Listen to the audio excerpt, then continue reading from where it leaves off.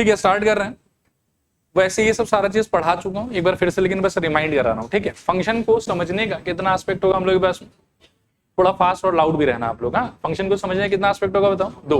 पहला aspect algebra या equation, और दूसरा aspect graph. Okay, what is the meaning of local maxima in graph?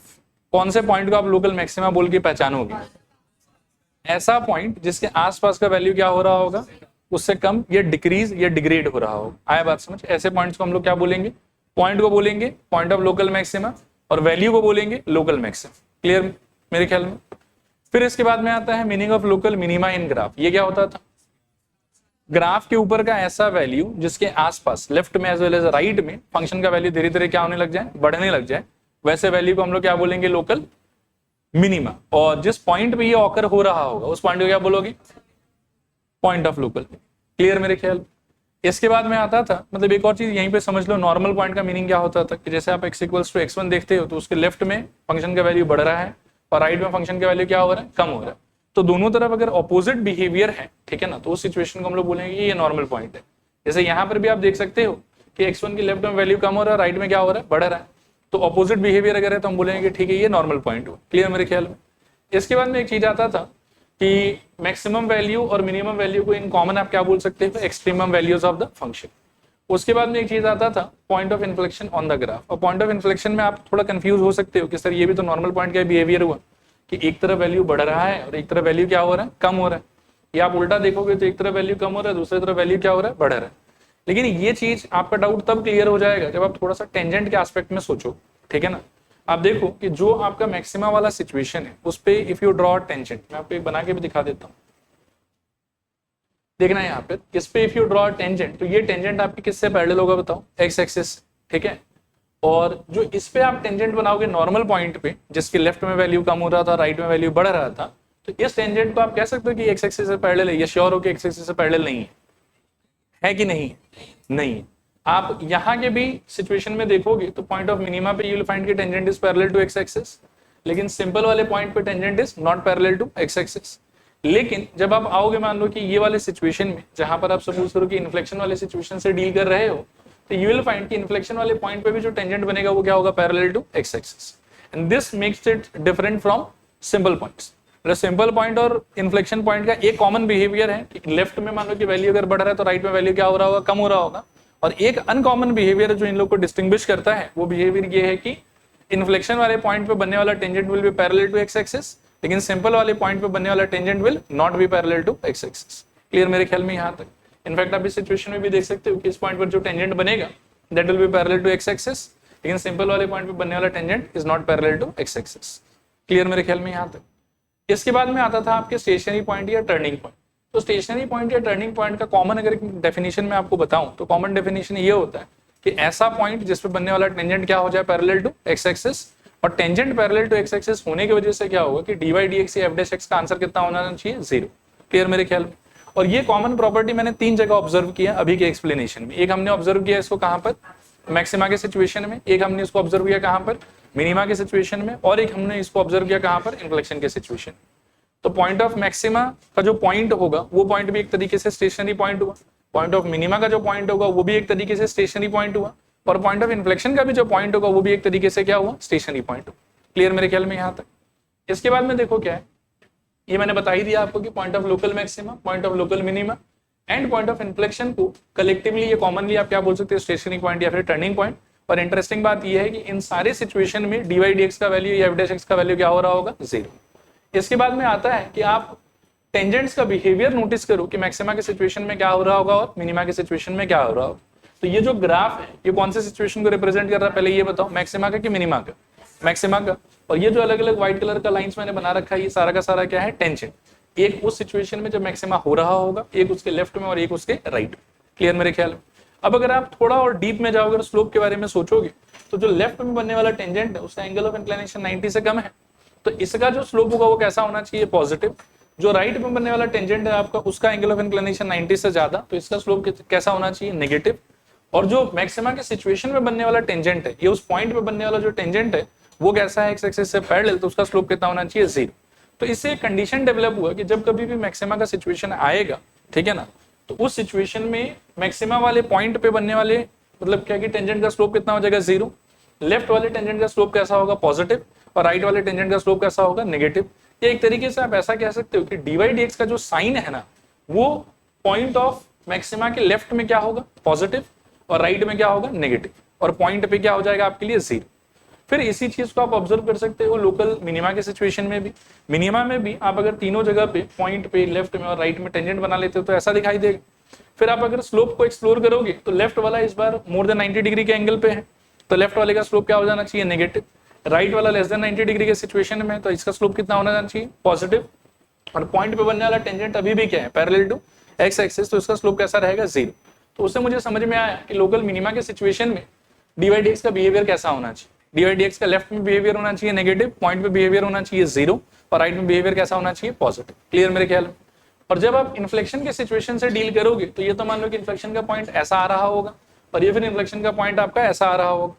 इसमें अगर आप एंगल्स पे बात करोगे तो लेफ्ट वाले का भी एंगल लेस देन 90, राइट वाले का भी एंगल लेस देन 90, या फिर ये सिचुएशन अगर एनकाउंटर करते हो तो लेफ्ट वाले का भी एंगल मोर देन 90 और राइट वाले का भी एंगल क्या रहेगा मोर देन 90। ठीक है। और स्लोप पे अगर आप बात करो तो लेफ्ट वाले का स्लोप इसमें क्या रहेगा पॉजिटिव, राइट वाले का भी क्या रहेगा पॉजिटिव। इसमें अगर बात करोगे तो लेफ्ट वाले का स्लोप नेगेटिव और राइट वाले का भी स्लोप क्या हो जाएगा नेगेटिव। तो इन सारी बातों को समझने के बाद में हमारे पास में कंक्लूजन आया कि अगर मान लो कि dy dx का साइन नेगेटिव से 0 और फिर 0 से पॉजिटिव हो रहा है तो वो पॉइंट क्या चीज का रहेगा हमारे लिए बताओ, वो पॉइंट क्या चीज का रहेगा, वो पॉइंट रहेगा लोकल मिनिमा का। अगर dy dx का आंसर या f dash x का आंसर पॉजिटिव से 0 और फिर 0 से नेगेटिव हो रहा है तो वो किसका सिचुएशन होगा लोकल मैक्सिमा का। और अगर पॉजिटिव से 0 और फिर से 0 से पॉजिटिव अगर हो रहा होगा तो किसका है इन्फ्लेक्शन। ये नेगेटिव से 0 और फिर 0 से नेगेटिव हो रहा है तो भी ये क्या है बताओ इन्फ्लेक्शन। और ये जो रूल्स यहाँ लिखा हुआ है इसी रूल्स को हम लोग क्या बोलते हैं बताओ फर्स्ट ऑर्डर डेरिवेटिव टेस्ट। फिर से रिपीट करो क्या बोलते हैं बताओ फर्स्ट ऑर्डर डेरिवेटिव टेस्ट। इस टेस्ट के हेल्प से अगर आपको कोई भी क्वेश्चन सॉल्व करना है मैक्सिमम मिनिमा का तो एक सेट ऑफ प्रोटोकॉल है, एक सेट ऑफ अंडरस्टैंडिंग आप उसको फॉलो कर सकते हैं। वो अंडरस्टैंडिंग देखो यहाँ पर लिखा हुआ। सबसे पहला काम क्या है आपका बताओ right the function and mark it as equation number 1। Second काम क्या है आपका फाइंड dy dx। नेक्स्ट काम क्या है बताओ put dy dx is equals to 0 and solve it. Solve करने के बाद जो भी आंसर यहाँ से आएगा वो क्या होगा हम लोग के लिए स्टेशनरी पॉइंट या फिर टर्निंग पॉइंट। उसके बाद आपको क्या करना है dy dx का साइन चार्ट प्रिपेयर करना है और साइन चार्ट को देख के उसमें क्या कंक्लूजन दोगे आप कि अगर पॉजिटिव से 0 और फिर 0 से नेगेटिव हुआ तो मैक्सिमम, नेगेटिव से 0 और फिर 0 से नेगेटिव पॉजिटिव हुआ तो मिनिमम, फिर नेगेटिव से 0 और 0 से फिर नेगेटिव, ये पॉजिटिव से 0 और 0 से फिर पॉजिटिव तो इन्फ्लेक्शन। उस तरीके से हम आइडेंटिफाई कर लेंगे कि जो स्टेशनरी पॉइंट का हम बात कर रहे हैं वो एक्चुअली कौन से कैरेक्टर का है, कि वो मैक्सिमा का सिचुएशन है, मिनिमा का सिचुएशन है या इन्फ्लेक्शन का सिचुएशन। और फिर आइडेंटिफाई करने के बाद में अगर आपको मानो कि मैक्सिमम वैल्यू या मिनिमम वैल्यू भी चाहिए तो उसके लिए आपको उस x के वैल्यू को कहाँ डालना होगा मेन फंक्शन के अंदर। ये आपका काम था और इसके बेसिस पर हम बहुत सारा जो है वो क्वेश्चंस भी कर चुके हैं। अब नेक्स्ट इसके बाद मैंने आपको थ्योरी के नाम पे पढ़ाया था second order derivative test last class में, एक बार उसको भी रिमाइंड करा देता हूँ। सेकंड ऑर्डर डेरिवेटिव टेस्ट भी देखो है तो सेम टू सेम ही, ठीक है ना। और इसके लिए भी जो वर्किंग रूल है डायरेक्टली उसी पे बात कर लेते। तो इसमें भी सबसे पहले आपको क्या फाइंड करना होगा बताओ एफ डैश एक्स। ये इसमें भी स्टेप 1 आप वही रखना कि फंक्शन लिखो इक्वेशन 1 मार्क कर। उसके बाद में नेक्स्ट आपको क्या करना है बताओ एफ डैश एक्स या फिर dy dx। फिर से एफ डैश एक्स या dy dx को क्या पुट करना पड़ेगा इक्वल टू 0। इक्वल टू 0 क्यों पुट कर रहे हो to find the stationary point. Once you have your stationary point तो आइडेंटिफाई करने के लिए सेकंड ऑर्डर डेरिवेटिव क्या बोलता है कि d2y/dx² का वैल्यू फाइंड कर लो और जिस पॉइंट को आप चेक करना चाहते हो कि ये कौन से कैटेगरी का पॉइंट है उस पॉइंट को उठा के इसके इक्वेशन में पटक दो। पटकने के बाद में this will get converted into a value. That value might be of 3 different types. इस वैल्यू का जो आंसर है वो 3 तरह का हो सकता है। हो सकता है कि वो नेगेटिव होगा, हो सकता है कि वो 0 होगा और हो सकता है कि वो पॉजिटिव होगा। तो अगर मान लो कि इसका मतलब जो वैल्यू आया आपके वो चीज मान लो कि अगर नेगेटिव हो गया तो फिर आपका टेस्टिंग पॉइंट जो था x इक्वल्स टू x1 वो किसका पॉइंट होगा बताओ मैक्सिमा का। अगर मान लो कि इसका आंसर अल्टीमेटली नेगेटिव हो गया पॉइंट डालने के बाद तो फिर आपका टेस्टिंग पॉइंट क्या चीज का पॉइंट हो जाएगा बताओ मिनिमा का। ये चीज आप ऐसे याद रखना कि ये नेचर के अगेंस्ट बिहेव करता है। जनरली हम पॉजिटिव होने से सोचते हैं कि बड़ा हो गया मैक्सिमा हो गया और नेगेटिव होने से सोचते हैं कि छोटा हो गया मिनिमा हो गया। लेकिन यहाँ पर उल्टा होता है कि नेगेटिव आने से हम बोलेंगे कि मैक्सिमा हुआ और पॉजिटिव आने से हम क्या बोलेंगे बताओ मिनिमा हुआ। और अगर 0 आ गया तो आपको इससे भी हायर ऑर्डर डेरिवेटिव पे जाना पड़ेगा। अगर सेकंड ऑर्डर आपका 0 आ गया है तो आपको जाना पड़ेगा थर्ड ऑर्डर पे और थर्ड ऑर्डर में वापस से आपको x इक्वल्स टू x1 जो है वो थर्ड ऑर्डर के इक्वेशन में पुट करना होगा। पुट करने के बाद में अगर मान लो कि इस बार पॉजिटिव या नेगेटिव कुछ भी आता है तो दोनों का सेम कंक्लूजन कि पॉइंट आपका किस चीज का हो गया बताओ इन्फ्लेक्शन। क्लियर मेरे ख्याल में। और इनकेस अगर 0 आ जाता है तो थर्ड ऑर्डर से भी फिर हायर ऑर्डर पे जाना है आपको, फोर्थ ऑर्डर, और फोर्थ ऑर्डर में भी फिर से पॉइंट बिठाओ और देखो कि कैसा आंसर आ रहा है। और फोर्थ ऑर्डर का जो कंक्लूजन का पैटर्न है वो सेम रहेगा सेकंड ऑर्डर के तरह, कि अगर मान लो कि फोर्थ ऑर्डर में पॉइंट बिठाने के बाद में नेगेटिव आया तो हम क्या बोलेंगे बताओ, कि मैक्सिमा का पॉइंट है। और अगर फोर्थ ऑर्डर में वैल्यू बिठाने के बाद में x1 का अगर आपका आंसर नेगेटिव आया तो आप x1 को क्या कंक्लूड करोगे कि इसका पॉइंट है वो मिनिमा का। क्लियर मेरे ख्याल में? ये ऐसा क्यों होता है वो भी मैंने आपको लास्ट क्लास समझा दिया था कि स्लोप का रेट ऑफ चेंज, अब स्लोप जैसे जैसे चेंज होगा अकॉर्डिंगली आप कंक्लूड करो। उस चीज में हम नहीं जाएंगे, वो इंपॉर्टेंट नहीं है हम लोग के लिए। अब देखो कि यहाँ तक सारा क्लियर है कि नहीं क्लियर? क्लियर मेरे ख्याल में? अब इसके बेसिस पर हमने 1-2 क्वेश्चन भी कर लिया था लास्ट क्लास, ठीक है। हाँ, सेकेंड ऑर्डर लगाना है कि फर्स्ट ऑर्डर लगाना, चलो इस पर भी मैं थोड़ा सा कमेंट कर देता हूँ। जनरली मैं आपको बोलूंगा कि आप हमेशा ना फर्स्ट ऑर्डर ही लगाओ। क्यों लगाओ फर्स्ट ऑर्डर, मैं आपको बताता हूँ। एक ही साइन चार्ट के अंदर में सारे पॉइंट का कैरेक्टरिस्टिक पता चल जाता है। फर्स्ट ऑर्डर अगर आप लगाते हो तो साइन चार्ट तो आप एक ही बार बनाओगे और आपको सारे स्टेशनरी पॉइंट का आजू बाजू का बिहेवियर पता चल जाएगा। And just by looking at that sign chart you can identify कि कौन मैक्सिमा का कौन मिनिमा का। दैट इज वेरी सिंपल, आया बात समझ? इंस्टेड लेकिन अगर आप सेकंड ऑर्डर में जाते हो तो आपको सारे पॉइंट को अलग अलग से चेक करना पड़ेगा, ठीक है। तो जनरली आई विल से कि 99% of the questions we will try to go by first order derivative test. लेकिन कभी कभार क्या होगा कि स्टेशनरी पॉइंट के नाम पे ना आपको वेरिएबल मिलेगा, लाइक x इक्वल्स टू मिलेगा आपको a/2, या मान लो कि x इक्वल्स टू आपको मिलेगा k/2, k/4, उस टाइप का कुछ उल्टा पुल्टा मिलेगा। तो यदि आपका स्टेशनरी पॉइंट थोड़ा घटिया सा आया है कि instead of getting number you are getting some kind of letter and all in the name of stationary point, तो उस सिचुएशन में क्या है कि साइन चार्ट प्रिपेयर करना आपके लिए बहुत टफ हो जाएगा। क्योंकि जब आपको x का वैल्यू ही ठीक से नहीं पता है तो आप ये कैसे जज करोगे कि वो कहाँ पॉजिटिव हो रहा है और वो कहाँ पे नेगेटिव हो रहा है? आया बात समझ? तो उन सिचुएशंस में इट वुड बी बेटर कि आप अगर सेकंड ऑर्डर कर लेते हो तो अच्छा, ठीक है। लेकिन अगर आपका स्टेशनरी पॉइंट बहुत सुंदर सा आया है और जो dy/dx का आपका एक्सप्रेशन है वो भी समझो कि बहुत बढ़िया से फैक्टराइजेबल एक्सप्रेशन है अच्छे से, तो अगर वो भी अच्छे से फैक्टराइजेबल है तो फिर आपको टेंशन नहीं लेना, फिर आप आराम से फर्स्ट ऑर्डर डेरिवेटिव टेस्ट लगाओ। और उसका फायदा यही है कि एक झटके में सारे स्टेशनरी पॉइंट का कैरेक्टरिस्टिक आपको इमीडिएटली पता चल जाएगा। लेकिन सेकंड ऑर्डर में क्या कि आपको सारे पॉइंट को अलग अलग से देखना पड़ेगा। आया बात समझ?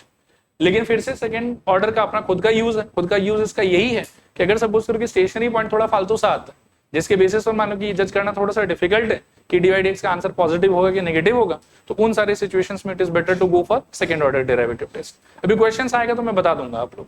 क्लियर मेरे ख्याल? अब आज इसके आगे थोड़ा सा और थ्योरी बचा हुआ है, उस थ्योरी को थोड़ा हम लोग समझने का ट्राई करते हैं, ठीक है। तो नेक्स्ट हेडिंग लगाओ आप लोग, meaning of absolute maxima and absolute minima, meaning of absolute maxima and absolute minima,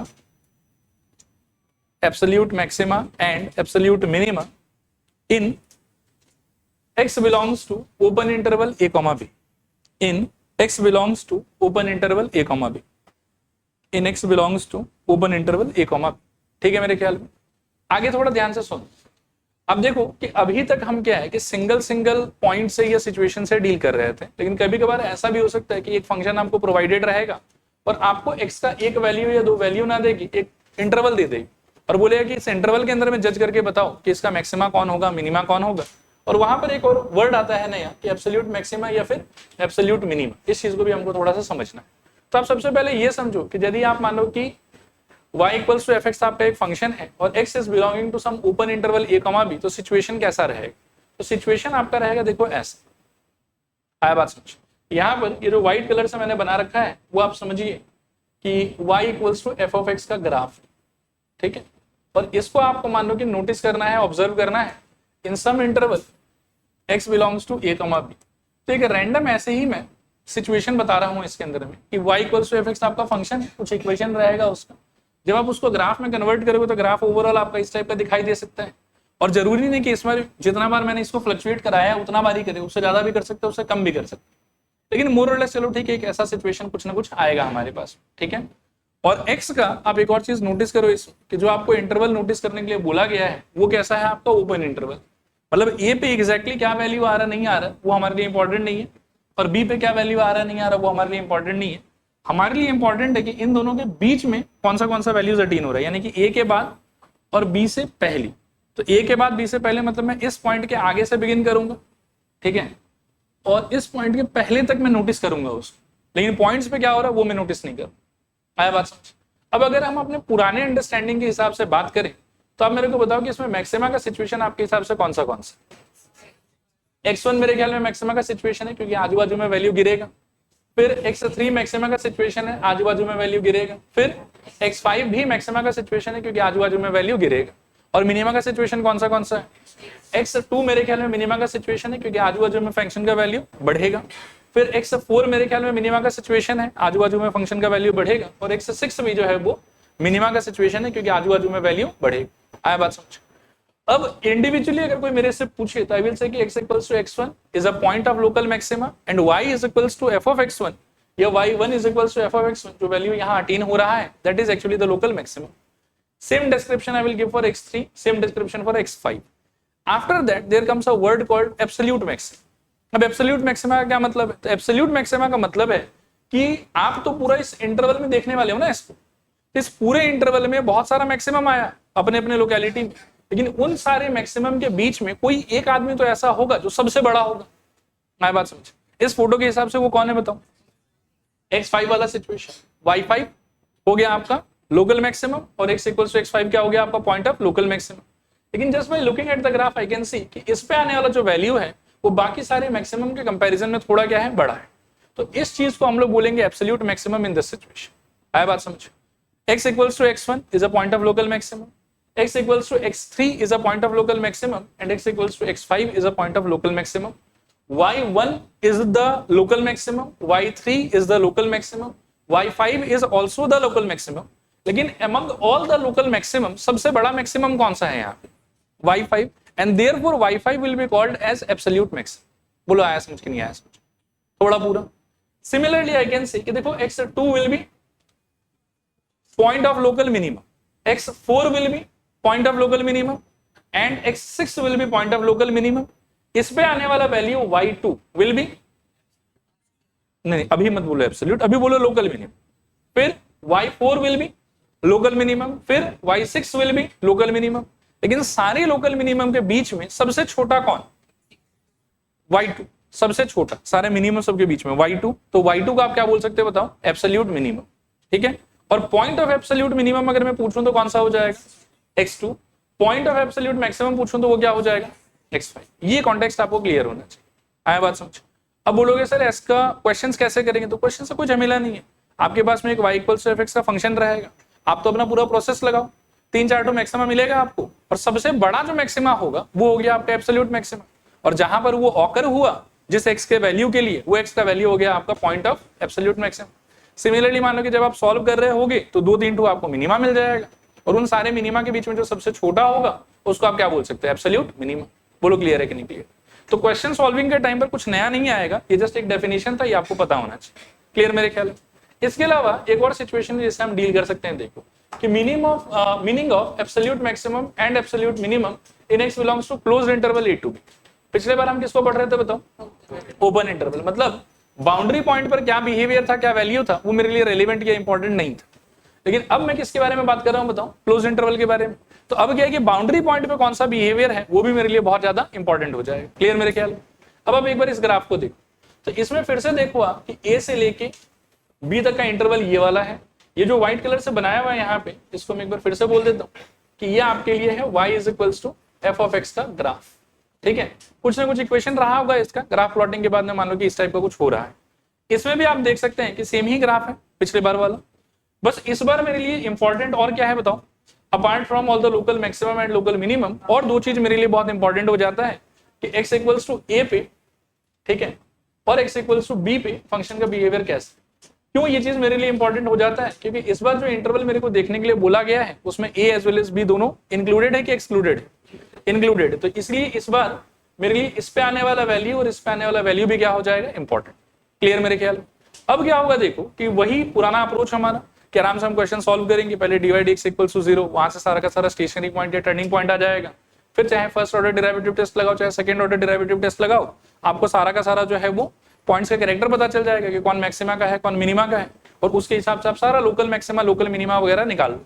उसके अलावा अगर क्वेश्चन आपका इस टाइप का है ना, तो आपको दो चीज एडिशनल निकालना पड़ेगा। वो दो चीज क्या क्या है देखो, आपको एक निकालना पड़ेगा y is equals to f of a, ठीक है, और एक आपको निकालना पड़ेगा y is equals to f of b। अब इन दोनों का मतलब क्या है देखो, y is equals to f of a will give you the value of the function at x equals to a and y equals to f of b will give us the value of the function at x equals to b. अब जरूरी नहीं है कि ये value हमेशा छोटा ही आएगा और वो वैल्यू हमेशा बड़ा ही आएगा, कुछ भी हो सकता है। ये जस्ट मैंने एक सिचुएशन बनाया है यहाँ, ठीक है। अब इस सिचुएशन में देखो क्या हो जाता है कि अभी भी मैं अगर आपसे पूछूं कि लोकल मैक्सिमा कौन कौन है, तो गेस करो लोकल मैक्सिमा कौन कौन है। और मेरे क्वेश्चन पे ध्यान देना, मैं मैक्सिमा पूछ रहा हूं आपसे। y1 आपका एक लोकल मैक्सिमा, y3 आपका दूसरा लोकल मैक्सिमा, y5 आपका तीसरा लोकल मैक्सिमा। इन तीनों के बीच में सबसे बड़ा कौन? y5। क्या हम इसको एब्सोल्यूट मैक्सिमा कह सकते हैं? आंसर इज नो, क्योंकि इस बार आप x का कौन सा इंटरवल देख रहे हो? Close interval a to b। x का कौन सा इंटरवल देख रहे हो? Close interval a to b। तो सिर्फ आप y1, y3 और y5 के बीच में कंपैरिजन से यू कैन नॉट डिक्लेयर कि मतलब एब्सोल्यूट मैक्सिमा कौन हो। y1, y3, y5 के साथ साथ you will have to notice कि y equals to f of a क्या हो रहा है और y equals to f of b क्या हो रहा है। देयर इज अ चांस कि जितना वैल्यू इनका हो रहा है ना, इनके कंपैरिजन में बाउंड्री पॉइंट पर या तो मान लो कि b पे या फिर मान लो कि a पे जो वैल्यू है वो और फर्दर बड़ा हो जाए या छोटा हो जाए इनसे। आया बात समझ? और किसी एक बाउंड्री पॉइंट पे जो आने वाला वैल्यू है वो अगर y5 से भी बड़ा हो गया तो एब्सोल्यूट मैक्सिमा इस सिचुएशन में आप y5 को नहीं बोलोगे, इस बार किसको बोलोगे आप? उस बड़े वाले वैल्यू को। अगर b पे हो रहा है तो y equals to f of b और अगर a पे हो रहा है तो y equals to f of a। पिछले बार हम ये झमेला नहीं कर रहे थे क्योंकि बाउंड्री पॉइंट इंक्लूडेड था ही नहीं। इस बार लेकिन बाउंड्री पॉइंट इंक्लूडेड है, तो मुझे बाउंड्री पॉइंट पर बिहेवियर क्या है वो भी देखना पड़ेगा। And it is not at all necessary कि हमेशा बाउंड्री पॉइंट वाला जो बिहेवियर है वो इनसे बड़ा हो ही जाएगा, नहीं भी हो सकता है, कोई प्रॉब्लम नहीं है उसकी। आए बात समझ? लेकिन just by looking eight y1, y3 and y5 आप आंसर डिक्लेयर नहीं कर सकते, आपको बाउंड्री पॉइंट पे भी फंक्शन का वैल्यू एक बार चेक करना पड़ेगा, ठीक है। तो y1, y3, y5 के साथ साथ आप किसको कंपेयर और करोगे extra? y equals to f of a को और y equals to f of b को। और इन पांचों के कंपैरिजन से आप देखोगे कि सबसे बड़ा कौन, उनमें जो सबसे बड़ा होगा उसको आप बोलोगे एब्सोल्यूट मैक्सिमा, ठीक है। सिमिलरली अगर मैं आपसे लोकल मिनिमा का बात करूं तो लोकल मिनिमा कौन कौन है यहाँ पे? y2, y4 और y6। आया बात समझ? लेकिन अगर क्लोज इंटरवल वाले सिचुएशन में मैं अगर आपसे पूछूं कि एब्सोल्यूट मिनिमा क्या है, तो you can not answer me just by looking y2, y4 and y6। फिर से आपको क्या देखना पड़ेगा? y is equals to f of a and y is equals to f of b। और फिर उन पांचों के अंदर में जो सबसे छोटा आएगा आपका, उसको आप क्या बोलोगे? अपना एब्सोल्यूट मिनिमम। बोलो क्लियर है कि नहीं क्लियर? पक्का? तो बस इतना ही था, बाकी चलो क्वेश्चंस करते हैं थोड़ा सा। देखो इस 5 नंबर को क्वेश्चन पढ़ लो एक बार। Find the points of local maxima and minima of the function this, also find the absolute maxima and minima, ठीक है। और x बिलोंग्स टू आपको क्या दिया हुआ है इस पर? -1 से लेके 2। इस बार बाउंड्री पॉइंट पे फंक्शन का बिहेवियर इंपॉर्टेंट है हमारे लिए कि नहीं है? इंपॉर्टेंट नहीं है मेरे ख्याल में। तो क्या हो जाएगा बताओ? y is equals to f of x is equals to 3x to the power 4 minus 4x cube plus 5, ठीक है। इसको चाहो तो 1 मार्क कर लो। फिर dy dx क्या आ जाएगा बताओ? सब लोग थोड़ा आंसर करना, बहुत सिंपल। dy dx से बोलो 12x cube minus again 12x square और 5 का तो शायद 0 हो जाएगा। क्लियर मेरे ख्याल में यहां तक? अब क्या करोगे बताओ? तो और देखो सिंपल सिचुएशन है, तो फर्स्ट ऑर्डर डेरिवेटिव टेस्ट के सेकंड ऑर्डर, फर्स्ट ऑर्डर ही लगाते हैं। तो अब हम क्या बोलेंगे बताओ? फॉर एसपी स्टेशनरी पॉइंट क्या करोगे बोलो? dy dx is equals to 0। This implies 12x cube minus 12x square is equals to 0, ठीक है। दोनों में से कॉमन क्या ले सकते हो बताओ? 12x स्क्वायर, अंदर क्या बचेगा बताओ? x minus 1, this is equals to 0। So either 12x square equals to 0 और क्या बोल सकते हो बताओ? x minus 1 equals to 0। यहां से x इक्वल्स टू क्या? 0 और दूसरा x इक्वल्स टू, ये दो जो आया आपका, तो पुराने लैंग्वेज के हिसाब से ये लोग कौन है? स्टेशनरी। अब क्या करोगे बताओ? अगर फर्स्ट ऑर्डर डेरिवेटिव टेस्ट लगाने का मन है तो साइन चार्ट किसका? dy dx का। किसके कॉन्टेक्स्ट में? स्टेशनरी पॉइंट के कॉन्टेक्स्ट। तो यहां हो गया मेरा माइनस इन्फिनिटी, ये हो गया मेरा प्लस इन्फिनिटी। 2 पॉइंट मिला मेरे को, एक 0 और एक 1। और dy dx का कौन सा एक्सप्रेशन लिखोगे? बिना फैक्टराइज किया हुआ कि फैक्टराइज किया हुआ? फैक्टराइज किया हुआ। तो 12 इंटू एक्स स्क्वायर और बोलो इंटू एक्स माइनस, ठीक है। अब एक बार देखो बोर्ड की तरफ और थोड़ा सोचो। माइनस इन्फिनिटी से लेके 0 के बीच का कोई एक रैंडम पॉइंट बताओ। -1 डालोगे तो 12 तो पॉजिटिव ही रहेगा, -1 का स्क्वायर क्या हो जाएगा? पॉजिटिव। और -1 अगर इसमें डालते हो तो -1 क्या हो जाएगा? -2 और -2 क्या हो गया आपका? नेगेटिव। तो यहाँ पर कैसा साइन आएगा बताओ? नेगेटिव। क्लियर मेरे ख्याल में? 0 से लेके 1 के बीच का एक रैंडम पॉइंट बताओ। 0.5 डालोगे तो मेरे ख्याल में 12 तो पॉजिटिव ही है, 0.5 का स्क्वायर पॉजिटिव, 0.5 माइनस 1 क्या हो जाएगा नेगेटिव।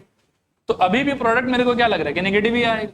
इस पार्ट में फिर से साइन आपका हो जाएगा नेगेटिव। 1 के बियॉन्ड एक पॉइंट बताओ 10 डालोगे तो 12 तो पॉजिटिव, 10 का स्क्वायर पॉजिटिव, 10 माइनस 1 का वैल्यू 9, उसका वैल्यू भी कितना आ जाएगा पॉजिटिव। तो ऑल टुगेदर यहाँ पर भी क्या आएगा आपके पॉजिटिव। अब अभी साइन चार्ट को ध्यान से देखो, 0 के आजू बाजू में जो आपका साइन चेंज है वो कैसे हो रहा है, मेरे ख्याल में नेगेटिव, फिर एक बार 0 और फिर एक बार नेगेटिव। तो 0 उस हिसाब से किसका पॉइंट होगी इन्फ्लेक्शन का। और 1 के आजू बाजू में चेंज कैसे हो रहा है, हाँ मतलब लेफ्ट में साइन क्या है ये बताओ पहले, नेगेटिव, राइट में साइन क्या है बताओ पॉजिटिव। तो अल्टीमेटली जो आपका कंक्लूजन है 1 को लेके वो क्या हो जाएगा बताओ, लोकल मिनिमम। ओके लिखो, therefore x equals to 0 is a point of inflection, ठीक है। और x इक्वल्स टू 1 था ना, 1 इज पॉइंट ऑफ क्या, लोकल मिनिमम। क्लियर मेरे ख्याल में। अच्छा क्वेश्चन खत्म की और भी है इसके अंदर। ये हमको बोल रहा है कि एब्सोल्यूट मैक्सिमम बताना है और एब्सोल्यूट मिनिमम बताना है, ठीक है। अभी देखो ये तो पॉइंट ऑफ इन्फ्लेक्शन हो गया और हमको बस लोकल मिनिमम का एक पॉइंट मिला, ठीक है ना। तो पहले तो लोकल मिनिमम फाइंड कर लो।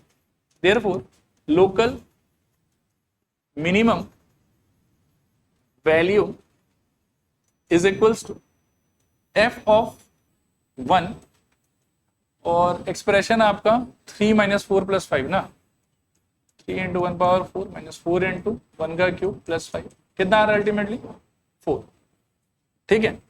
अब आप देखो कि अल्टीमेटली पूरा सॉल्व करके लोकल मिनिमम वैल्यू कितना मिला आप 4, और मिनिमम वैल्यू बहुत सारा है कि बस एक ही आया, और मैक्सिमम कितना है, मैक्सिमम तो एक भी नहीं आया। तो सिंस इस बार मेरे पास में एक ही मिनिमम वैल्यू है तो किसी से कंपैरिजन करने का तो अपॉर्चुनिटी ही नहीं है मेरे पास, तो इसीलिए यही वाला वैल्यू क्या हो जाएगा हम लोग की एब्सोल्यूट मिनिमम। और इस बार हम बाउंड्री पॉइंट का बिहेवियर देखेंगे एडिशनली कि नहीं देखेंगे, नहीं देखेंगे। क्यों नहीं देखेंगे, क्योंकि ओपन इंटरवल दिया हुआ। तो यही वाला जो चीज है ये आपका क्या हो जाएगा एब्सोल्यूट मिनिमम, एब्सोल्यूट मिनिमम। और एब्सोल्यूट मैक्सिमम क्या होगा वो हमको नहीं पता, क्योंकि एब्सोल्यूट मैक्सिमम ऐसे तो हमको मिल नहीं पाया एक भी लोकल मैक्सिमम, और बाउंड्री पॉइंट हमको इंक्लूड करना नहीं है, तो हम एब्सोल्यूट मैक्सिमम के बारे में कोई कमेंट नहीं कर सकते। नीचे लिखो इसमें therefore absolute minimum is equals to कितना 4, और एब्सोल्यूट मैक्सिमम, या it will not have absolute maximum, ऐसे लिख दो आप, it will not have absolute maximum, ठीक है। अच्छा आगे देखो, ये सेम क्वेश्चन इस बार सपोज करो कि मैं आपको क्लोज इंटरवल में दे दूं, ठीक है ना। तो हम पूरे सोल्यूशन को रिपीट नहीं करेंगे, जितना कंक्लूजन हमारा आ चुका था वो कंक्लूजन यहां से कॉपी कर लेते हैं, और बाकी चीजों को जो है वो हम समझने का थोड़ा सा ट्राई करेंगे। हाँ यहां देखो ध्यान से,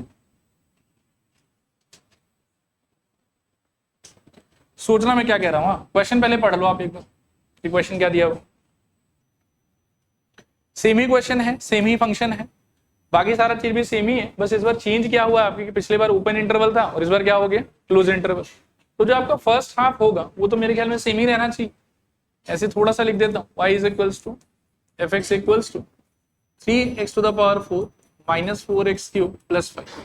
इसके बाद में आप यहाँ से dy dx निकालेंगे, ठीक है ना। फिर वहां से आप dy dx इक्वल्स टू 0 करेंगे, ठीक है। और वहां से सॉल्व करके आपको x इक्वल्स टू कितना मिला था लास्ट टाइम 0,1, इस बार भी वही मिलेगा। फिर आप इसका साइन चार्ट बनाओगे और साइन चार्ट के बाद में कंक्लूजन आपके पास में यही वाला आएगा जो यहाँ लिखा हुआ। क्या बोलते, बस ये लास्ट वाला पार्ट में हटा देता हूँ, ठीक है। कंक्लूजन आपका ऐसे ही आना चाहिए कि x इक्वल्स टू 0 आपके लिए क्या होगा बताओ, पॉइंट ऑफ इन्फ्लेक्शन, और x इक्वल्स टू 1 क्या होगा आपके लिए point of local minimum. Clear मेरे ख्याल में। इस बार लेकिन एब्सोल्यूट के डिक्लेरेशन के पहले आपको थोड़ा और मेहनत करना पड़ेगा कि इसी से एब्सोल्यूट का डिक्लेरेशन कर सकते। इस बार थोड़ा और मेहनत करना पड़ेगा। क्या एक्स्ट्रा मेहनत करना पड़ेगा आपको, सिंस इस बार क्लोज इंटरवल में दिया हुआ है सारा कहानी, तो इसीलिए आपको f ऑफ -1 निकालना होगा एक बार, और एक्स्ट्रा क्या निकालना पड़ेगा आपको, f ऑफ 2। लिखूं now f of -1 is equals to 3 into -1 to the power 4 -4 into -1 का क्यूब प्लस 5। देखो सॉल्व करके कितना आता है, 3 इंटू 1 और यहाँ पे माइनस रहेगा तो +4 + 5 कितना आ जाएगा बताओ, 12। और इसी तरीके से आप f ऑफ 2 निकाल, बताओ वो कितना आ रहा है, 3 इंटू 2 पावर 4 -4 इंटू 2 का क्यूब प्लस 5। फर्दर सॉल्व करने पे 16 या 48 -32 + 5, तो यहां से बचेगा मेरे ख्याल में 16 5 21। सही कह रहा, ठीक है। अब आप सोचो कि लोकल मैक्सिमा डिक्लेयर करने के लिए, मतलब लोकल नहीं सॉरी एब्सोल्यूट मैक्सिमा डिक्लेयर करने के लिए हमारा एफर्ट ये होता कि जितना भी लोकल मैक्सिमा आ रखा है वो और इन दोनों को हम कंपेयर करते, लेकिन लोकल मैक्सिमा तो एक भी नहीं आया, तो एब्सोल्यूट मैक्सिमा के टाइम पर बस इनको कंपेयर करना है, which ever is the larger value वो हो जाएगा हम लोग के लिए absolute maxima. Which is the larger value बताओ, 21, तो ये क्या हो जाएगा आपका एब्सोल्यूट मैक्सिमा। लिखो here absolute maxima is equals to 21, absolute maxima is equals to 21। ठीक है, एक बार 2 मिनट मेरे तरफ देखो, मैं फिर से रिपीट कर देता हूं। इनकेस अगर मान लो कि 2-3 टू लोकल मैक्सिमा मेरा आया रहता, तो एब्सोल्यूट मैक्सिमा डिक्लेयर करने का पैटर्न क्या होता हमारा, कि सारा local maxima along with both of the boundary values सबको कंपेयर करके सबसे बड़ा नंबर जो होता, उस नंबर को हम लोग क्या बोलते हैं, अपना एब्सोल्यूट मैक्सिमा। यहां बदकिस्मती से एक भी आपको लोकल मैक्सिमा नहीं मिला है, तो आप सिर्फ बाउंड्री पॉइंट्स को ही देखोगे और उनमें फंक्शन का जो मैक्सिमम वैल्यू होगा उसी को आप क्या बोल दोगे, अपना एब्सोल्यूट मैक्सिमम। ठीक है, मिनिमा के टाइम पर क्या होगा, सोचो एक लोकल मिनिमा मिला हुआ है आपको और उसको फिर से किससे कंपेयर करना है आपको, बाउंड्री वैल्यूज से। अब आप देखो कि इसका आंसर कितना आ रखा है 4, इसका आंसर कितना आ रखा है 12 और इसका आंसर कितना आ रखा है 21। तो सारे मिनिमा लोग के बीच में एक long with the boundary value सबसे छोटा कौन, 4 खुद ही सबसे छोटा है, तो इसलिए यही क्या बन जाएगा यहाँ पर एब्सोल्यूट मिनिमम। और इन केस मान लो कि बाउंड्री वैल्यू 4 से भी अगर कोई छोटा रहता तो वो क्या बन जाता आपका एब्सोल्यूट मिनिमा उस सिचुएशन। क्लियर मेरे ख्याल में, लिखो नीचे hence absolute minimum is equals to 4, absolute minimum is equals to 4। ठीक है, अच्छा आगे बढ़ने से पहले फॉर द लास्ट टाइम आप मेरे को एब्सोल्यूट मैक्सिमम और एब्सोल्यूट मिनिमम के क्वेश्चंस को कैसे अप्रोच करोगे क्लोज इंटरवल में, वो थोड़ा सा बताओ अपने हिसाब से। मानो कि कोई भी एक रैंडम क्वेश्चन है, एक फंक्शन का इक्वेशन दिया हुआ है आपको और आपको बोला होगा क्लोज इंटरवल में आपको डील कर, कैसे डील करोगे उस, सबसे पहले क्या करोगे, थोड़ा जोर से और जल्दी जल्दी बता। सबसे पहले dy/dx, next dy/dx equals to 0, उससे क्या मिलेगा, बहुत सारा स्टेशनरी पॉइंट। फिर क्या करोगे, साइन चार्ट, मानो कि फर्स्ट ऑर्डर ही लगा रहे हैं हम लोग, तो साइन चार्ट से क्या पता चलेगा आपको, सारे स्टेशनरी पॉइंट का कैरेक्टरिस्टिक। क्या पता चलेगा बताओ, सारे स्टेशनरी पॉइंट का कैरेक्टरिस्टिक।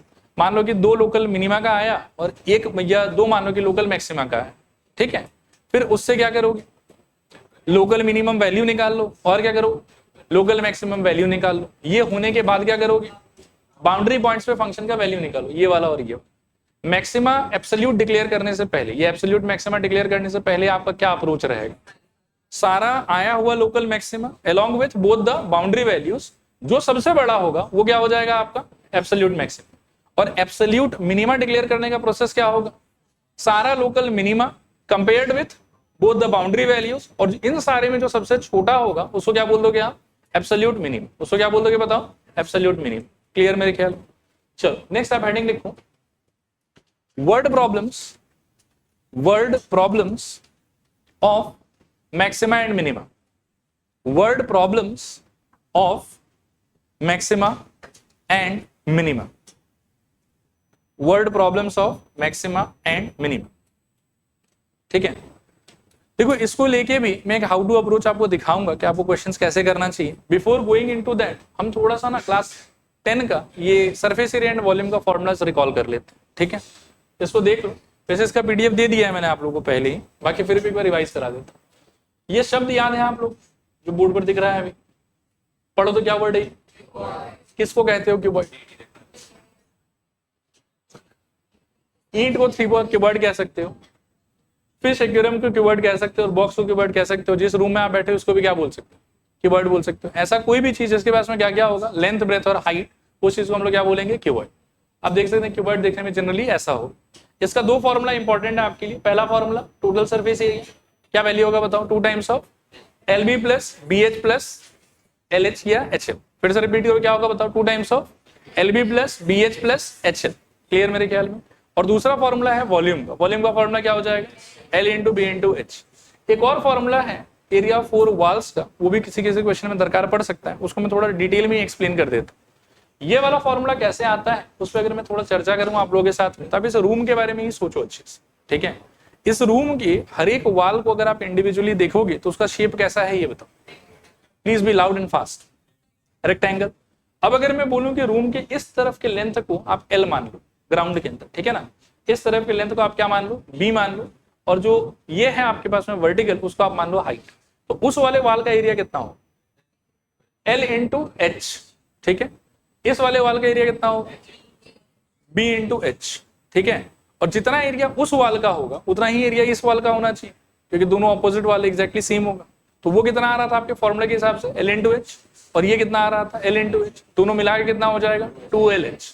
और ये वाला कितना आ रहा था, बोर्ड वाला वाल, B इंटू H, और ऑपोजिट वाला भी B इंटू H। दोनों मिला के कितना हो जाएगा, 2BH। तो चारों वाल का एरिया कितना हो जाएगा, 2LH प्लस 2BH। आया बात समझ।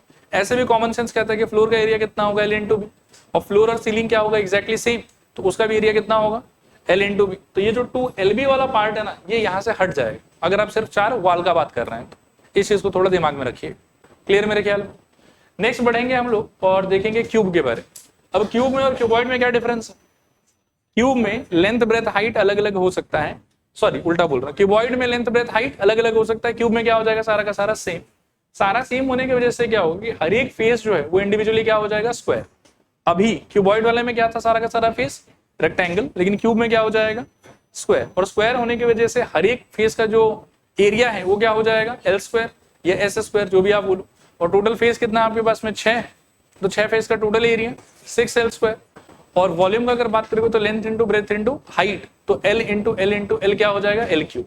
इसको आप यहाँ देख सकते हैं कि वॉल्यूम ऑफ अ क्यूब ये कितना रहेगा हम लोग के लिए, L cube. Total surface area कितना हो जाएगा, 6L स्क्वायर। और वापस अगर 4 वाल का बात अगर सिर्फ करोगे तो आप फ्लोर और सीलिंग को छोड़ोगे तो उस हिसाब से 2L स्क्वायर कम हो जाएगा और आपके पास में फॉर्मूला क्या आ जाएगा बताओ, 4L स्क्वायर। क्लियर मेरे ख्याल। फिर इसके बाद में नेक्स्ट आता है राइट सर्कुलर सिलेंडर। तो प्रैक्टिकल लाइफ में आप ये सारा सिचुएशन देख सकते हैं जो सिलेंडर का सिचुएशन होता है, लेकिन मैथमेटिकली आप देखो कि हमारे लिए सिलेंडर तो ये वाला चीज होगा, ठीक है। इसके अंदर में ये वाला चीज को हम क्या बोलेंगे बताओ, हाइट, और इसको हम लोग क्या बोलेंगे बताओ, रेडियस। अब इसके बेसिस पर देखो फिर से 3 फॉर्मूला है। एक है इसके कर्व सरफेस एरिया का, वो कितना रहेगा बताओ, 2/RH। एक है इसके टोटल सरफेस एरिया का, तो इसको मैं थोड़ा सा लिख देता हूँ तो ज्यादा अच्छा लगेगा आप लोगों को। देखो कर्व सरफेस एरिया का फॉर्मूला क्या होगा, 2/RH। और एरिया ऑफ 2 सर्कुलर फेसेस मतलब क्या हो गया, देखो ये जो ऊपर वाला है πr स्क्वायर और नीचे वाला है इसका भी कितना हो जाएगा, πr स्क्वायर। तो कुल मिला के कितना होगा बताओ, 2πr, ठीक है ना। और दोनों में से अगर आप 2πr कॉमन ले लेंगे तो वहां से बचेगा r और यहाँ से क्या बचेगा बताओ, h। तो टोटल सरफेस एरिया हो गया आपका ये वाला, ठीक है।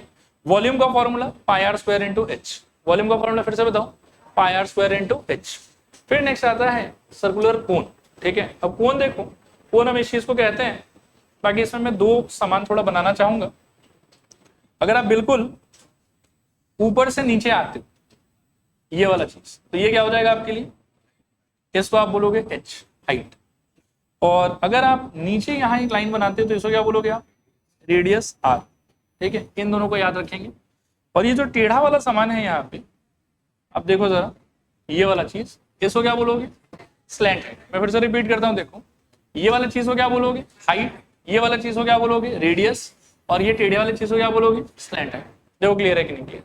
इसके बेसिस पर भी 3-4 फॉर्मूला है, देख लो। सबसे पहले तो क्या है, एक सेकेंड बना देता हूं यहाँ पे। ये मान लो कि हाइट हो गया और ये मान लो कि रेडियस हो गया। तो इस सिचुएशन में देखो क्या होगा, ये चीज हो गया आपका h, ये हो गया l और ये हो गया आपका r। तो l, h और r ये सब मिलके क्या सेटिस्फाई करेगा बताओ, पाइथागोरस। क्योंकि ये एंगल कितना होगा, 90 डिग्री। उसके चक्कर में L square equals to R square plus H square. Curve surface area मतलब ये ब्लू वाला पार्ट वो हो जाएगा आपके πr L। Total surface area में क्या होगा देखो कि ऊपर का पाई आर एल और नीचे का पाई आर स्क्वायर दोनों ऐड करके ये वाला हो जाएगा, ठीक है। लिख के भी दिखा देता हूं, पाई आर एल प्लस नीचे वाले सर्कल के लिए पाई आर स्क्वायर, कॉमन क्या ले सकते हो, पाई आर, अंदर क्या बचेगा एल प्लस, ठीक है मेरे ख्याल। और वॉल्यूम का अगर आप देखोगे तो 1/3 pi r square into h, cylinder के केस में pi r square into h, cone के केस में 1/3 pi r square into h, clear मेरे ख्याल। इसके अलावा अगला जो फिगर था वो था स्फीयर। स्फीयर मतलब ये सब सारा का सारा एग्जाम्पल आप देख सकते हैं। स्फीयर का भी थोड़ा बहुत फॉर्मूला था, देखो ये वाला दो ही है, एक है surface area of a sphere, वो कितना था बताओ 4/r स्क्वायर, और फिर था वॉल्यूम ऑफ द स्फीयर, वो कितना था बताओ 4/3 पाई आर क्यूब। फिर स्फीयर को यदि आप काट दोगे तो ऐसा कटा हुआ नींबू जैसा दिखेगा आप, ये क्या होता था बताओ हेमिस्फीयर। अब इससे एसोसिएटेड भी 2-3 फॉर्मूला है, एक चीज को थोड़ा समझने का ट्राई करना कि सरफेस एरिया का मीनिंग क्या होता था ये बताओ। हाँ वेदिका वाला ठीक है, थोड़ा सा जितने चीज को आप एक्सटर्नली टच करके फील कर सकते हो वो सारा का सारा आपके सरफेस एरिया में काउंट हो। अब मान लो कि नींबू अगर बिना कटा हुआ है, समझ रहे हो, मान लो कि ऐसा है सपोज करो मौसमी जैसा, तो इस सिचुएशन में तो ये वाले पार्ट को आप टच नहीं कर सकते जो उसके अंदर का सरफेस है, तो यहां पर क्या है कि उस अंदर वाले पार्ट को हम काउंट नहीं करते। लेकिन कट के जब मान लो कि ऐसा हो गया तो आप ये बाहर वाले पार्ट को भी टच कर सकते हो, और कट के जो ये नया सरफेस आया आप इसको भी टच कर सकते हो, तो ये वाला भी आपके सरफेस में काउंट होगा। इसलिए यहाँ के फॉर्मुलास को थोड़ा ध्यान से देखना आप एक बार। जो ऑरेंज वाला पार्ट है ना, तो पूरा अगर बिना कटा हुआ रहता तो उसका आंसर कितना था बताओ, थोड़ा जोर से 4/r स्क्वायर। कटने के बाद में आधा हो गया इसका, तो ऑरेंज वाला पार्ट कितना हो जाएगा आपके 2/r स्क्वायर।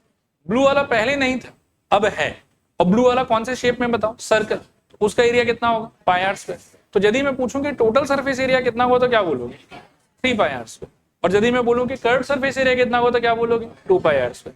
वॉल्यूम में लेकिन ऐसा कोई टेंशन वाला बात नहीं, टोटल वॉल्यूम कितना था आपका 4/3 पाई आर क्यूब, अब आधे का वॉल्यूम कितना हो जाएगा 2/3 पाई आर क्यूब। देखो क्लियर है कि नहीं क्लियर, ठीक है। तो ये सारा का सारा क्लास 10 का रिवीजन था आपका, मेरे ख्याल में समझ में आ गया, और बाकी धीरे धीरे याद भी आपको हो ही जाएगा, ठीक है। नेक्स्ट, अब इन वाले चीजों को थोड़ा सा ध्यान से देखो कि how to approach word problems, ठीक है। अब इसमें जो भी लिखा हुआ है वो हो सकता है कि शुरुआत के 1-2 क्वेश्चन में it will not make any sense for you, ये हो सकता है कि पहले क्वेश्चन से it might start making sense, लेकिन क्वेश्चंस को मैं आपको बताता हूं। जैसे आपको टेंजेंट नॉर्मल याद होगा कि शुरू में मैंने एक हाउ टू अप्रोच लिखाया था, और ऑलमोस्ट आखिरी क्वेश्चन तक हमने सेम उसी टेम्पलेट को फॉलो किया सारे क्वेश्चंस को सॉल्व करने के लिए। मैक्सिमम मिनिमम में भी ये वो टेम्पलेट है वर्ड प्रॉब्लम्स के लिए जो आपको सारे क्वेश्चंस पे फॉलो कर, ठीक है। आप हर क्वेश्चन में चेक करना कि ये स्टेप्स लग रहा है कि नहीं लग रहा, और धीरे धीरे 3-4 क्वेश्चन के बाद में तो आप पूरा कंफर्टेबल ही हो जाओगे, आपको खुद ही समझ में आ जाए करना क्या है क्या नहीं करना, ठीक है। पहला वाला पढ़ो जोर से, क्या दिया हुआ है, identify what needs to be maximised और मिनिमाइज्ड। एक बार और पढ़ो, identify what needs to be maximised और मिनिमाइज्ड। क्वेश्चन पढ़ोगे आपको अपने आप ही समझ में आ जाएगा क्या चीज को मैक्सिमाइज या मिनिमाइज करने के लिए बोला गया। सेकंड स्टेप पढ़ो, क्या दिया हुआ, try to make an equation for that quantity. कभी अगर बोले कि वॉल्यूम को मैक्सिमाइज करना है तो आप वॉल्यूम के लिए एक इक्वेशन लिखने का ट्राई करो। कभी अगर बोले कि सरफेस एरिया को मैक्सिमाइज करना है तो आप सरफेस एरिया के लिए एक एक्सप्रेशन लिखने का ट्राई करो। कभी बोले कि नहीं, मान लो कि किसी के प्रोडक्ट को मैक्सिमाइज करना है तो जिसके प्रोडक्ट को मैक्सिमाइज करना है आप उसके लिए एक्सप्रेशन लिखने का ट्राई करो। जिस किसी भी चीज को finally you are suppose to maximise और मिनिमाइज, उस चीज से रिलेटेड आपको एक इक्वेशन लिखना चाहिए, ठीक है। थर्ड स्टेप पढ़ो, क्या दिया हुआ है, बोलो जोर से बोलो, make sure that the equation you make is in one variable. If not, make use of the information provided in the question to convert it into equation of one variable. To be honest, मैं इस वाले step पे ना 1 2 3 4 5 6 7 8 9 10 11 star लगा देता हूं। जो student लोग को इशू आता है ना, वो यही वाले स्टेप को लेके आता है, इसी के वजह से आता है। यदि किसी को ये चीज अच्छे से समझ में आने लग जाए तो उसको फिर कोई टेंशन ही नहीं। मैं आपको एक्सप्लेन करने का थोड़ा सा ट्राई करता हूँ। सपोज करो कि वॉल्यूम ऑफ अ स्फीयर का अगर मैं बात करूं तो what is the expression, be loud, 4/3 pi r cube. कितना वेरिएबल इसमें नोटिस कर पा रहे हैं, एक, इसमें कोई टेंशन नहीं, इसमें आराम से आपका जो dy dx का जो अंडरस्टैंडिंग वगैरह है वो आराम से अप्लाई हो जाएगा, आया बात समझ। लेकिन अगर मैं यहीं पे सपोज करो कि वॉल्यूम ऑफ सिलेंडर का बात करूं तो उसका फॉर्मूला क्या था, पाई आर स्क्वायर इंटू एच। इसमें कितना वेरिएबल, 2 वेरिएबल। लेकिन आप ये याद रखना कि जो भी फर्स्ट ऑर्डर डेरिवेटिव टेस्ट या सेकेंड ऑर्डर डेरिवेटिव टेस्ट आपको मैंने पढ़ाया है, सिखाया है, वो सिर्फ और सिर्फ एक वेरिएबल वाले इक्वेशंस पे ही अप्लाई हो सकता है। आप देखो कि हमारा इक्वेशंस कैसा आता था, हमारा इक्वेशन y = fx = x का कोई एक एक्सप्रेशन लिखा हुआ रहता था। ऐसा तो नहीं होता था कि y equals to fx equals to x भी है, z भी है और पता नहीं 3-4 वेरिएबल और है, वैसा तो नहीं होता था। तो जो भी मैक्सिमा या मिनिमा करने का तरीका हमने सीख रखा है वो सिर्फ उस सिचुएशन में एप्लीकेबल है जब वेरिएबल का क्वांटिटी कितना हो, 1। तो अगर मान लो कि y is equals to 4/3 pi r cube जैसा कुछ आया तो वहां तो आपको कोई टेंशन नहीं होगा क्योंकि आपके पास में एक ही वेरिएबल है r, आप आराम से उससे डील कर लोगे पुराने आइडिया से। लेकिन अगर कभी ऐसा हुआ कि you are dealing with a situation like y equals to pi r square into h, जिसमें r भी वेरिएबल है और h भी वेरिएबल है, तो बाय हुक और बाय क्रुक तंत्र मंत्र लगा के उसमें आपको r और h में से किसी एक को जिंदा रखना है और दूसरे को वहां से भगा देना। जब तक आप ये नहीं कर पाओगे तब तक मैक्सिमम मिनिमम आप इनिशिएट नहीं कर सकते। आया बात समझ? अब वो जो भगाने का तरीका है, मैक्सिमम टाइम ऐसा होगा कि क्वेश्चन में ही कोई एक एडिशनल इन्फॉर्मेशन होगा आपके पास कि हाइट और रेडियस के बीच में ये रिलेशन, कि height is always double of radius या radius is half of height, कुछ ऐसा बोला रहेगा उल्टा पुल्टा। वो जो उल्टा पुल्टा एडिशनल इन्फॉर्मेशन होगा ना आपके पास में, उसको यूज करके आप इस इक्वेशन को वन वेरिएबल में कन्वर्ट करो। And the moment you get a equation of one variable, उसके बाद कोई टेंशन नहीं है। देखो अगला स्टेप क्या लिखा हुआ, apply the standard process of maximization और minimization. What is the standard process? Find dy dx, put dy dx equals to 0, get stationary point. उसके अंदर चाहे फर्स्ट ऑर्डर डेरिवेटिव टेस्ट चाहे second order derivative test, depending on the situation कि आपका stationary point कैसा आया है। उसके बाद में पॉइंट का कैरेक्टर पता करो कि मैक्सिमा का है कि मिनिमा का है, और अकॉर्डिंगली फिर मैक्सिमम वैल्यू या मिनिमम वैल्यू निकालो। आया बात समझ? अगला स्टेप पढ़ो क्या दिया हुआ, if any special condition is to be proved, या टू नहीं है, टू बी होना चाहिए था, to be proved, after that then focus on the stationary point for that. कभी कभी ऐसा होगा कि आपको बोलेगा कि देखो यार वॉल्यूम को मैक्सिमाइज करो, एंड वॉल्यूम को मैक्सिमाइज करके लास्ट में ये प्रूव करो कि height is double of radius. मतलब आपको पहले वॉल्यूम को मैक्सिमाइज करना है एक तरीके से और उसके अंदर लास्ट में प्रूव करना है कि h इक्वल्स टू 2r। तो मैक्सिमाइजेशन के बाद के लिए भी अगर थोड़ा सा काम रखा हुआ ना आपके लिए, तो उस थोड़ा सा काम को you can always find it out by the help of stationary point. ठीक है, इसमें मैं अभी ज्यादा नहीं बोलता हूँ, क्वेश्चन सामने रहेगा तो ज्यादा आपको समझ में आएगा। ठीक है, 4 नंबर तक सारा समझ में आया कि नहीं आया ये बताओ, पक्का बताओ। फर्स्ट स्टेप क्या था? Please be very loud and very focused, नहीं तो फिर क्वेश्चंस नहीं बनेगा आपसे। पहला क्या था बताओ? आइडेंटिफाई कि किसको मैक्सिमाइज करना है किसको मिनिमाइज करना है। Second step, get a equation for that. Generally किस्मत अच्छा रहा तो it will be in one variable, किस्मत खराब रहा तो इट मे बी इन 2 और 3 वेरिएबल। ठीक है, लेकिन 2 और 3 वेरिएबल से डायरेक्टली डील कर पाओगे? नहीं कर पाओगे, नहीं कर पाओगे। क्या करोगे आप? वन वेरिएबल में उसको कन्वर्ट करोगे। कन्वर्ट करने के बाद क्या करोगे? Standard process of maximisation and minimisation. What is that? dy dx निकालो, फिर क्या करोगे? dy dx इक्वल्स टू 0, फिर क्या करोगे? साइन चार्ट बनाओ, आइडेंटिफाई करोगे कौन सा पॉइंट क्या चीज का है, फिर क्या करोगे? वैल्यू डाल दो फंक्शन के अंदर। क्लियर मेरे ख्याल में यहाँ तक। और लास्ट वाला स्टेप में एक बार थोड़ा बोल देता हूँ अभी कि अगर कोई और एडिशनल चीज चाहिए after maximisation and minimisation is done, तो उसके लिए you have to focus on stationary point. किस पे फोकस करोगे बताओ? Stationary point. फिर से एक बार बोलो, किस पे फोकस करोगे? Stationary point. क्लियर मेरे ख्याल? चलो, अब एक और छोटा सा चीज है, इसको भी दिमाग में रखना। वैसे तो जनरली क्वेश्चन में बहुत ही क्लियर शब्दों में बोला हुआ रहेगा कि किसको मैक्सिमाइज करना है, किसको मिनिमाइज करना है, लेकिन कभी कभी ये क्लैरिटी नहीं रहता है। आपको ऐसे बोल रहे कि आपको ना लार्जेस्ट रेक्टेंगल चाहिए। अब रेक्टेंगल एक कैसा सामान है वो बताओ, 2D की 3D? तो लार्जेस्ट रेक्टेंगल का मतलब होगा बाय डिफॉल्ट कि उसके एरिया को मैक्सिमाइज कर। कोई भी 2D सामान को यदि आपको बोलता है कि इसको लार्जेस्ट कर दो, मैक्सिमम कर दो, तो इसका मतलब है कि आपको एरिया मैक्सिमम करने के लिए बोला जा रहा है। ठीक है, और किसी भी 3D ऑब्जेक्ट से रिलेटेड, मान लो कि अगर मैं ऐसा बोलूं कि लार्जेस्ट क्यूब चाहिए मेरे, तो क्यूब एक ऐसा ऑब्जेक्ट है, वो सोचो 2D की 3D। तो लार्जेस्ट 3D ऑब्जेक्ट का मतलब है कि उसके वॉल्यूम को मैक्सिमाइज कर। ठीक है, क्योंकि 2D ऑब्जेक्ट का पेरीमीटर भी एक समान है और एरिया भी एक समान है। अगर बस लार्जेस्ट रेक्टेंगल बोल के छोड़ देता है ना, तो दैट मीन्स कि वो एरिया के बारे में बात कर रहा है। अगर पेरीमीटर के बारे में बोलता है तो उसको बाय डिफॉल्ट अच्छे से मेंशन करना पड़ेगा कि हमको पेरीमीटर को मैक्सिमाइज करना है। लेकिन अगर पेरीमीटर या एरिया किसी का नाम नहीं मेंशन्ड है, बस ये बोला हुआ कि लार्जेस्ट रेक्टेंगल चाहिए, तो इसका मतलब है कि आप किस पे फोकस करोगे बताओ? एरिया पे फोकस करो। और 3D ऑब्जेक्ट के लिए किस पे फोकस करोगे? वॉल्यूम। क्लियर मेरे ख्याल? चलिए पहला सवाल देखते हैं, इसको पढ़िए, थोड़ा समय लीजिए, फिर सॉल्व करिए। बोलो तो क्या बोला होगा? फाइंड 2 पॉजिटिव नंबर्स, 2 नंबर का बात चल रहा है, जिनका सम कितना है बताओ? 60, and the product of the square of one of the number and the other number is what? maximum। अब 2 नंबर आप मेरे को बताओ कि आप क्या क्या ले सकते? ध्यान से देखते रहना, मैं पूरा सॉल्व करूंगा, आप एक बार कुछ भी कॉपी मत करना, मैं समय दे दूंगा उसके लिए। 2 नंबर है सिंस, तो मैं एक बार मन में मान लेता हूं कि एक नंबर x होगा और एक नंबर y होगा। फिर ये बोलता है कि सम कितना होना चाहिए? 60, तो मैं बोलूंगा कि यार x plus y is equal to कितना? 60। फिर ये बोल रहा है मेरे को कि the product of the square of one number and the other number is a maximum. तो क्या चीज को मैक्सिमाइज करना है बताओ? मैं कहूंगा कि एक्स का स्क्वायर इंटू वाई को मैक्सिमाइज कर। सोचो, product of square of one number and the other number, वो आपको करना है मैक्सिमम। तो यानी कि दो नंबर है आपके पास में, एक का स्क्वायर कर दो, एक को वैसे रहने दो, और इस प्रोडक्ट को क्या करना है आपको? मैक्सिमम। इसको कोई एक नाम दे दो आप एक बार के लिए, पी। अब पी जो है, पी वो समान है आपके लिए जिसको आपको मैक्सिमाइज या मिनिमाइज कर। ये चीज आया समझ के नहीं आया समझ? फिलहाल जो इक्वेशन हमने डेवलप किया है वो वन वेरिएबल में है कि टू वेरिएबल? टू वेरिएबल में। तो क्या आप अपना स्टैंडर्ड प्रोसेस पे लगा सकते हो कि नहीं लगा सकते? नहीं लगा सकते। टू वेरिएबल जब तक है तब तक नहीं लगा सकते। तो क्या करना पड़ेगा आपको? One variable. क्या करना पड़ेगा बताओ? One variable. वन वेरिएबल करने के लिए आप देखो कि आपके पास में एडिशनल इन्फॉर्मेशन है। आप यहां से चाहो तो एक्स का वैल्यू निकाल के उसमें रिप्लेस कर सकते हो, या चाहो तो वाई का वैल्यू निकाल के उसमें रिप्लेस कर सकते हो। किसको रिप्लेस करने से हमारा काम आसान होगा? सोचो, मेरे ख्याल में वाई रिप्लेस करने से काम आसान होगा।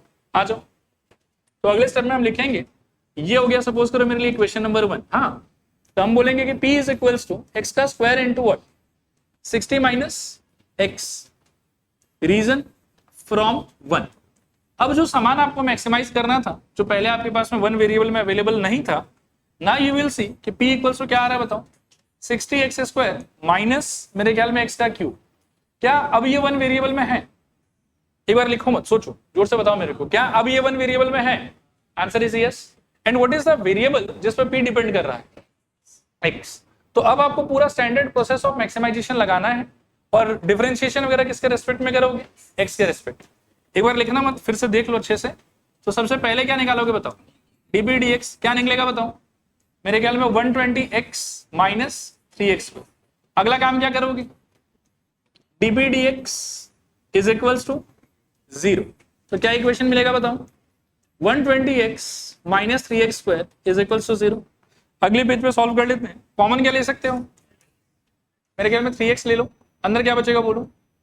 40 minus x is equals to 0। This implies या तो 3x इक्वल्स टू 0 और या फिर 40 minus x equals to 0। Solve करने पे एक आंसर x इक्वल्स टू 0 और दूसरा आंसर x इक्वल्स टू 40। अब आप रिकॉल करो कि आपके पुराने अंडरस्टैंडिंग के हिसाब से ये जो आया है इसको क्या कहोगे आप? ये है आपका स्टेशनरी। परफेक्ट। अब क्या करोगे बताओ?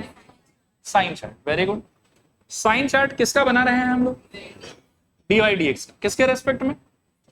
Stationary point. क्या क्या पॉइंट आया आपके पास में? 0 और 40। ये हो गया माइनस इन्फिनिटी और ये हो गया इन्फिनिटी। अब आप बोलो कि 0 के पीछे का कोई एक पॉइंट। एक सेकेंड। हाँ, और dy dx का कौन सा फॉर्म लिखना है मेरे को? फैक्टराइज्ड। तो यहाँ 3x into 40 minus x. Point क्या बता रहे थे आप लोग? -1। तो x शायद नेगेटिव होगा और ये वाला पॉजिटिव हो जाएगा, तो अल्टीमेटली नेगेटिव। 0 से 40 के बीच का पॉइंट बोलो? 10 डालो, तो मेरे ख्याल में ये पॉजिटिव और ये वाला भी पॉजिटिव, तो ये क्या हो जाएगा? पॉजिटिव। 40 के बियॉन्ड 100 डालो, क्या आ जाएगा? नेगेटिव शायद। ठीक है ना? साइन चार्ट बढ़िया है। ओके। अब 0 बताओ कि क्या चीज का पॉइंट? मिनिमा का। और 40 क्या चीज का पॉइंट है? आप मैक्सिमा ढूंढ रहे हो कि मिनिमा ढूंढ रहे हैं? मैक्सिमा ढूंढ रहे, तो 40 पे फोकस करो। लिखो इसके आगे therefore x equals to 40 is what? Point of local maximum. ठीक है? देयरफॉर अच्छा एक बार देखो यहां पर, क्या आपको वो नंबर पूछा है कि प्रोडक्ट पूछा है? क्या पूछा? Find two positive numbers. ठीक है, आपको प्रोडक्ट नहीं पूछा है फाइनल, आपको बस नंबर्स पूछा है। सॉल्व करने पे x का आंसर कितना है आपका? 40। और आपके हिसाब से नंबर्स क्या क्या था? x और y, जिसमें से x ऑलरेडी कितना आ गया आपका? 40। तो y का वैल्यू उसके रिस्पेक्ट में कितना हो जाएगा? 20। ठीक है, चलो। Therefore x is equals to 40, y is equals to 60 minus x equals to 60 minus 40 is equals to कितना? 20। ठीक है, 2 मिनट एक बार मेरी तरफ देखो। मान लो ये क्वेश्चन में लैंग्वेज ऐसा रहता कि आपसे वो मैक्सिमम प्रोडक्ट भी पूछा रहा था, तो आप क्या करते? कैसे सॉल्व करते? x इक्वल्स टू कितना है आप? और जो मैक्सिमम प्रोडक्ट है आपका, उसका आपके पास में देखो 2-3 एक्सप्रेशन हो। एक ये एक्सप्रेशन है, लेकिन इस एक्सप्रेशन से मैक्सिमम प्रोडक्ट निकालने के लिए you will be needing x also and y also. Suppose करके मैं वाई सॉल्व करने में इंटरेस्टेड नहीं, तो मेरे को फोकस किस पे करना चाहिए, ये वाले एक्सप्रेशन, जहां प्रोडक्ट सिर्फ किस पे डिपेंड कर रहा है बताओ, एक्स पे।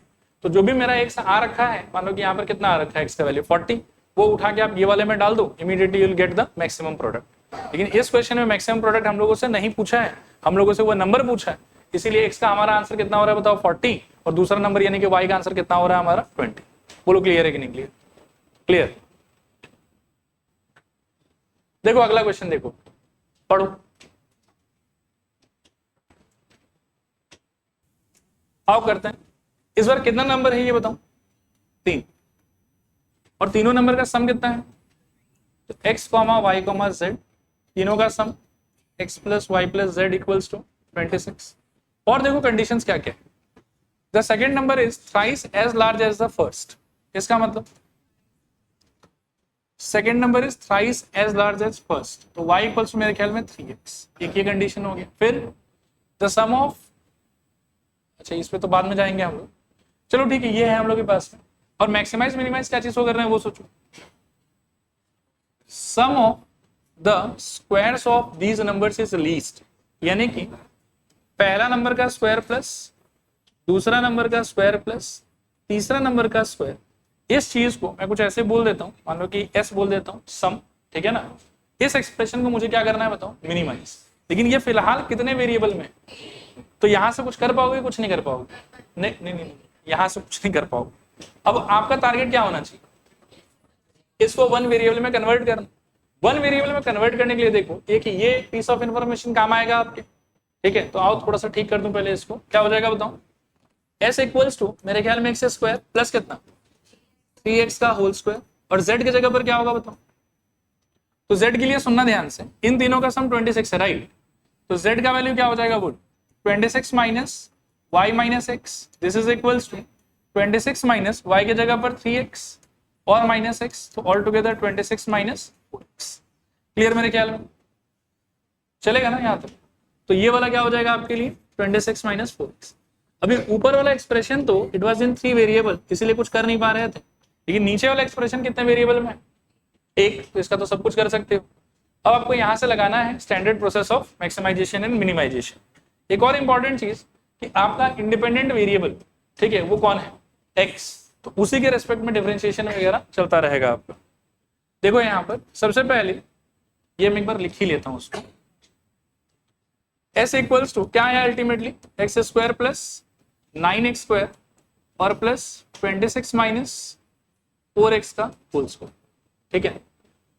आओ करते हैं ds dx equals to twice x plus 18x और plus 2 times of 26 minus 4x into मेरे ख्याल में माइनस 4, सही कह रहा हूं क्या शायद, थोड़ा सिंप्लीफाई कर लो इसको, ये दोनों मिला के शायद 20x 2 4 सा 8, तो minus 8 into 26 minus 4x, minus 8 को अंदर ले चलो तो 20x माइनस 8 इंटू 26 कितना हो जाएगा, नहीं 3x का होल स्क्वायर था ना, 3 स्क्वायर 9 और x स्क्वायर, अल्टीमेटली सेम ही आना चाहिए आप लोग का। करो आप लोग करो अपने हिसाब से। ये प्रोडक्ट कितना आ रहा है ये बताओ, मेरे ख्याल में 160 और फिर 48 208 आएगा। ये दोनों प्रोडक्ट चेक करो कितना आ रहा है, 208 आना चाहिए मेरे ख्याल, सही कह रहा हूं। तो माइनस 208 और प्लस मेरे ख्याल में 32x, तो दोनों मिला के कितना हो जाएगा 52x माइनस 208, ठीक है। ये आया आपका फर्स्ट ऑर्डर डेरिवेटिव। अब क्या करोगे बताओ, इसके आगे ds dx इक्वल्स टू 0, ऊपर लिख सकते हो फॉर sp, यहां से आपको मिलेगा 52x minus 208 equals to 0, this implies 52x equals to 208 और 52 208 कट जाना चाहिए शायद 4, x इक्वल्स टू आपका आया 4। बता सकते हो ये क्या आया हम लोग का स्टेशनरी पॉइंट, इसको कहां मतलब अब क्या करोगे इसका ये बताओ,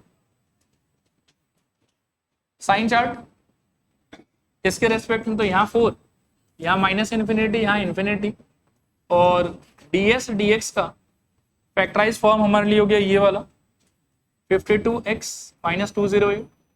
इसमें से भी चाहो तो 52 कॉमन ले सकते हो, अंदर बचेगा आपके पास में x माइनस 4। अब 4 के लेफ्ट का कोई पॉइंट बताओ, 0 0 डाल दोगे तो नेगेटिव, और राइट का कोई पॉइंट बताओ 5 तो पॉजिटिव। ठीक है मेरे ख्याल। अब देखो आपके dy dx का ये फर्स्ट ऑर्डर डेरिवेटिव का जो साइन चार्ट आपका बना उसमें पॉजिटिव सॉरी नेगेटिव फिर 0 और फिर क्या आ रहा है पॉजिटिव, तो कंक्लूजन आपका क्या होना चाहिए, लोकल मिनिमम। लिखो therefore x equals to 4 is point of local minima, is point of local minima. अब एक बार क्वेश्चन देखो पूछा क्या था, the sum of 3 positive numbers find the numbers. Numbers ही चाहिए आपको, x मिल गया आपको, पहला नंबर 4, y का आंसर कितना था 3x, तो ये हो जाएगा 12, और z का आंसर कितना था, इट वाज 26 माइनस 4x ना अल्टीमेटली, तो 26 माइनस 4 इंटू 10 ना। ठीक, नीचे लिख दो हेंस द नंबर्स आर नहीं, उससे कोई फर्क नहीं पड़ेगा, लास्ट में नंबर्स आपको यही 3 मिलेगा। ठीक है, हेंस द नंबर्स आर 4, 12, 10। ठीक है मेरे ख्याल। चलो आज एक बार यहाँ रोक देंगे, बाकी अगले क्लास।